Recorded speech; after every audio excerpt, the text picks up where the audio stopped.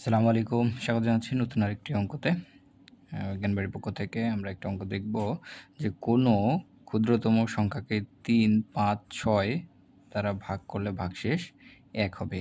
এই অঙ্কটি এসেছে 17তম BCS প্রাথমিক সহকারী শিক্ষক সহ অন্যান্য চাকরি পরীক্ষায়। তাহলে আমাদের এই ধরনের অঙ্ক করতে গেলে আমাদের করতে হবে কি, কোনো সংখ্যার ক্ষুদ্রতম সংখ্যাকে 3, 5, 6 দ্বারা ভাগ করলে ভাগশেষ কত হবে? 1 হবে। সমাধান আমাদের করতে হবে এই যে 3, 5, 6 এর কী করব? লসাগু করব। 3, 5, 6 এর লসাগু। এর লসাগু কত হবে?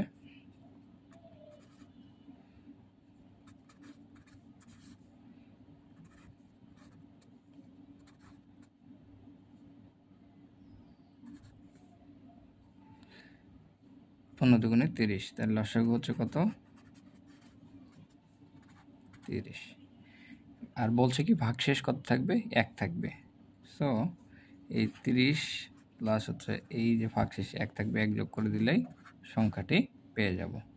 সো সুতরাং ক্ষুদ্রতম সংখ্যাটি কত? ক্ষুদ্রতম সংখ্যাটাই হচ্ছে 31।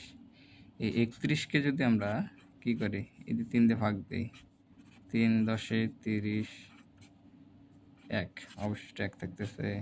যদি 5 দিয়ে ভাগ দিই, 5 30, 5 6 31কে যদি ভাগ দিই, 5 6 30, তাহলে 1।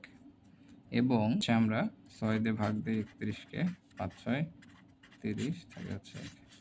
সো সংখ্যাটি কত হচ্ছে? সংখ্যাটি হচ্ছে 31। Thank you.